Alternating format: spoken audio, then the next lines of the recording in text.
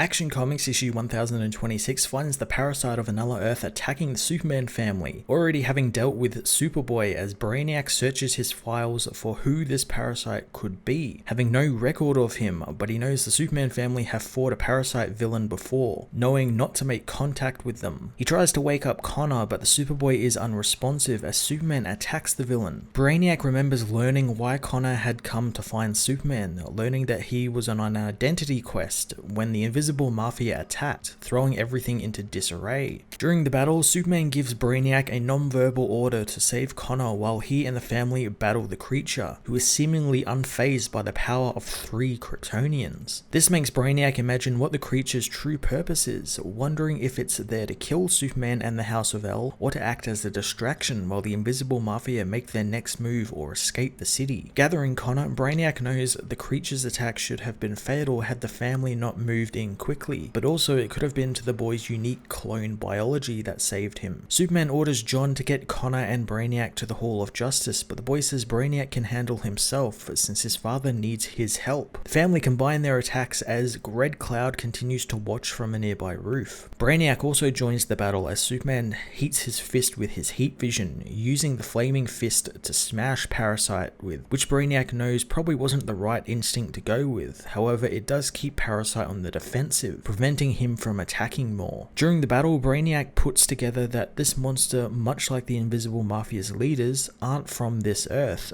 but it doesn't matter since the House of Kent are powerless to stop the being as it unleashes an energy blast, blowing the heroes back. At the Daily Planet, Cameron Chase thinks the building should be evacuated for safety, wanting the planet's metahuman protocols to be activated. Leone, however, doesn't want Lois to get away with all of this, wanting the reporter arrested. Cameron tells her that they are there to conduct a thorough investigation into the criminal allegations, but Lois and Leone aren't listening, since Leone says that she can prove Lois isn't from another Earth, but first she needs to be protected from this monster Lois obviously is using as a distraction. Kara meanwhile thinks all of them need to pull back and retreat, with John agreeing as Leone accuses Lois of using her powers to destroy everything she's built. Perry demands that the woman get out of the bullpen, but Leone threatens him, telling him to lawyer up since the lawsuits are forthcoming. Supergirl again tells her cousin to stand down, knowing what the creature is capable of when the creature suddenly talks, revealing on its world he defeated Superman and consumed his powers and essence completely, making him the vessel in which the energy of the entire House of Kent bloodline resides, an energy which he used to consume anything on his Earth that was worth it, causing him to evolve. The being reveals his name is Raymond Maxwell Jensen, and he didn't know other Earths existed until he was invited to this one. Superman realizes this is Star Labs doing, spotting Red Cloud nearby as Parasite says that he has evolved further. Superman asks what Red Cloud promised Raymond as the villain says he doesn't need to touch Superman to consume him, trapping the hero in an energy field to begin siphoning his powers. Kara suddenly smashes the Parasite with a steel girder, allowing Superman to get free of the energy field, leaving his son to back up Supergirl as he goes for Red Cloud. John asks if his father is going to find his mother as Leone continues to accuse Lois of being from another Earth and that she was about to reveal the information to everyone. Lois used her own paper to frame her as a monster. Cameron orders everyone to sit and calm down as Superman attacks Red Cloud, engulfed in her trendles as Supergirl continues to throw Parasite around the city, landing in an under construction building. They soon lose track of the villain, learning from Brainiac he is still there. The heroes soon notice that the villain has somehow been shrunk, learning that it was thanks to Connor, who used the Candor shrink gun to reduce the villain in size while he was distracted. The miniature villain leaps at Supergirl, but Superboy traps him in his freeze breath as Brainiac traps the villain in a force field, warning Kara not to touch him, since even at this size he could be even more of a threat. Brainiac knows that his shield won't last long, but it will last long enough to get the villain back to his home. The heroes think that he needs to go to jail or the Phantom Zone, but Brainiac knows he's too dangerous to be left on this Earth. John asks where his father is as Connor tells the others that Star Labs is behind all of this.